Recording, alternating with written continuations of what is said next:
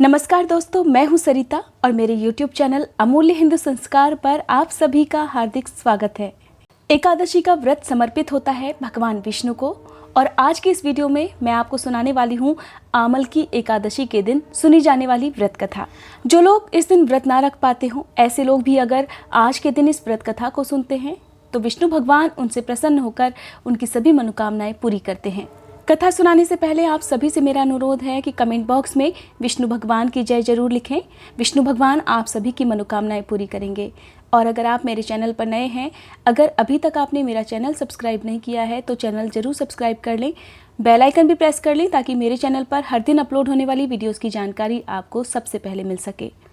चलिए सुनते हैं आमल की एकादशी की व्रत कथा। आमल की एकादशी के दिन आंवले के पेड़ की पूजा विशेष रूप से होती है। इस दिन अगर संभव है तो आंवले के पेड़ के नीचे बैठकर ही आप अपनी एकादशी की पूजा संपन्न करें। अगर ऐसा संभव नहीं है तो आप विष्णु भगवान को पूजा में आंवला जरूर अर्पित करें। अगर ऐसा भी संभव नहीं है तो आंवले के पेड़ की पत्तियां आप पूजा में शामिल कर सकते हैं। लेकिन ध्यान रखना है कि आपको एकादशी के दिन किसी भी फूल पौधे को, पेड़ पत्ती को नहीं तोड़ना है। आप दशमी तिथि के दिन ही अपनी पूजा में सम्मिलित होने वाली जो भी पूजन सामग्री है, फल फूल हैं, वो एकत्रित कर लें। पूजा के समय जब भी आप इस कथा को सुने, अपने हाथ में आंवला या फिर आंवले की पत्तियां रखकर कथा सुनिए। कथा समाप्त होने के बाद पूरी श्रद्धा से आंवला या फिर पत्तियां विष्णु भगवान के चरणों में अर्पित कर दीजिए। साथ ही अपनी मनोकामना पूरी करने के लिए भी विनती कीजिए। विष्णु भगवान की कृपा से आपकी मनोकामना जरूर पूरी होगी। एक बार मानधाता जी ने वशिष्ठ जी से प्रार्थना की, हे ऋषिवर, यदि आप मुझ पर प्रसन्न हैं, मुझ पर यदि आपकी कृपा है तो आप कृपा करके मुझे ऐसा व्रत बतलाइए जिसका पालन करने से मुझे वास्तविक कल्याण की प्राप्ति हो। इसके उत्तर में वशिष्ठ जी ने प्रसन्नचित्त होकर कहा, हे राजन, मैं आपको शास्त्रों के एक गोपनीय, रहस्यपूर्ण और बड़े ही चमत्कारी और कल्याणकारी व्रत की कथा सुनाता हूँ जो कि समस्त प्रकार के मंगल को देने वाली है। इस व्रत का नाम आमल की एकादशी व्रत है। यह व्रत बड़े से बड़े पापों का नाश करने वाला और 1000 गौदानों के जितना पुण्य फल देने वाला और मोक्ष देने वाला है। पुराने समय के वैदिश नाम के नगर में ब्राह्मण, क्षत्रिय, वैश्य और शूद्र वर्ण के लोग बड़े ही सुखपूर्वक जीवन व्यापन करते थे। वहाँ के लोग स्वाभाविक रूप से स्वस्थ और हष्टपुष्ट थे। हे राजन, उस नगर में कोई भी मनुष्य पापात्मा और नास्तिक नहीं था, ना ही कंजूस था।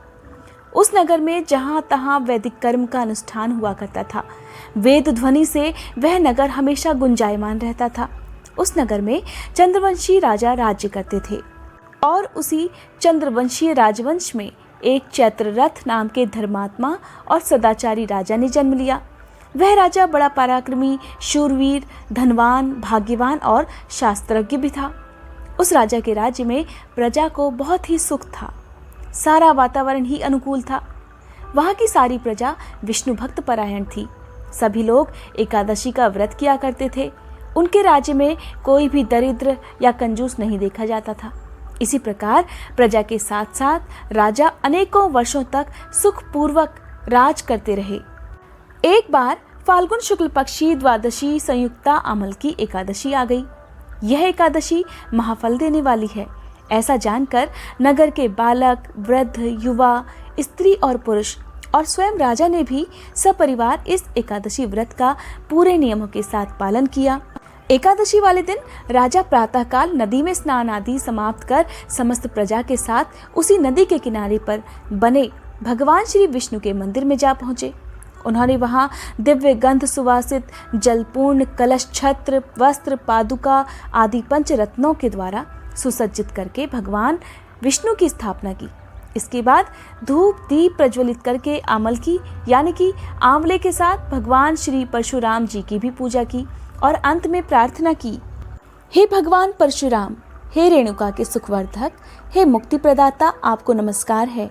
हे आमल की, हे ब्रह्मपुत्री, हे धात्री, हे पाप नाशिनी, आपको नमस्कार है। आप मेरी यह पूजा स्वीकार करें। इस प्रकार राजा ने अपनी प्रजा के साथ भगवान विष्णु और भगवान परशुराम की पवित्र चरित्र गाथा श्रवण, कीर्तन और स्मरण करते हुए एकादशी की महिमा सुनते हुए रात्रि जागरण भी किया। उसी शाम एक शिकारी शिकार करता हुआ वहीं पर आ पहुंचा। जीवों की हत्या करके वो अपना दिन व्यतीत करता था। दीपमालाओं से सुसज्जित बहुत से लोगों द्वारा इकट्ठे होकर हरि कीर्तन करते हुए, रात्रि जागरण करते हुए देखकर वह शिकारी सोचने लगा कि यह सब क्या हो रहा है। शिकारी के पिछले जन्म के पुण्य का उदय होने पर ही वहां एकादशी व्रत करते हुए भक्तजनों का उसने दर्शन किया। कलश के ऊपर विराजमान भगवान दामोदर जी का उसने दर्शन किया। वहां बैठकर भगवान श्री हरि की चरित्र गाथा श्रवण करने लगा। भूखा प्यासा होने पर भी एकाग्र मन से एकादशी के व्रत की महात्म्य कथा और भगवान श्री हरि की महिमा श्रवण करते हुए उसने भी रात्रि जागरण कर लिया। प्रातःकाल होने पर राजा अपनी प्रजा के साथ अपने नगर को चला गया और शिकारी भी अपने घर वापस आ गया और समय पर उसने भोजन किया। कुछ समय बाद जब उस शिकारी की मृत्यु हो गई तो अनायास एकादशी व्रत का पालन करने से, एकादशी की तिथि में रात्रि जागरण करने के प्रभाव से उस शिकारी ने दूसरे जन्म में विशाल धन संपदा, सेना, सामंत, हाथी, घोड़े, रथों से पूर्ण जयंती नाम की नगरी के विदुरथ नामक राजा के यहाँ पुत्र के रूप में जन्म लिया। वह सूर्य के समान पराक्रमी, पृथ्वी के समान क्षमाशील, धर्मनिष्ठ, सत्यनिष्ठ एवं अनेक सद्गुणों से युक्त होकर भगवान विष्णु की भक्ति करता हुआ तथा 1,00,000 गांवों का आध्यापत्य करता हुआ जीवन बिताने लगा। वह बड़ा दानी भी था। इस जन्म में उसका नाम वसुरथ था। एक बार वह शिकार करने के लिए वन में गया और रास्ता भटक गया। वन में घूमते घूमते थका हारा, प्यास से व्याकुल होकर अपनी बाहों का तकिया बनाकर वह जंगल में ही सो गया। उसी समय पर्वतों में रहने वाले मलेच्छ यवन सोए हुए राजा के पास आकर राजा की हत्या का प्रयास करने लगे। वे राजा को अपना शत्रु मानकर उनकी हत्या करने पर आतुर थे।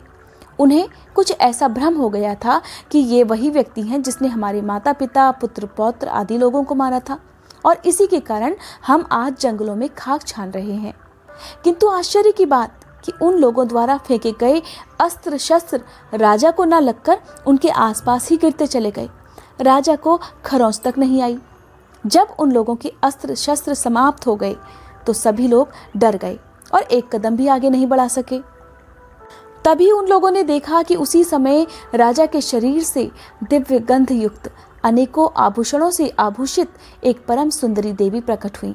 वह भीषण भ्रकुटी युक्ता क्रोधित नेत्रा देवी क्रोध से लाल पीली हो रही थी।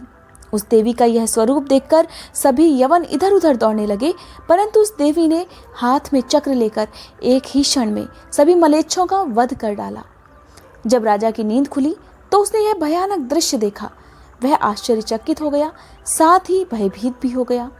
उन भीषण आकार वाले मलेच्छों को मरा हुआ देखकर राजा विस्मय के साथ सोचने लगा कि मेरे इन शत्रुओं को मारकर मेरी रक्षा किसने की? यहाँ मेरा ऐसा कौन सा हितैषी मित्र है? जो भी हो, मैं उसके इस महान कार्य के लिए उसका बहुत बहुत धन्यवाद देता हूँ।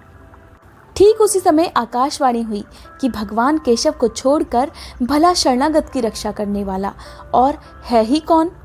अतः इस समय तुम्हारी रक्षा सभी के पालक श्री हरि ने की है।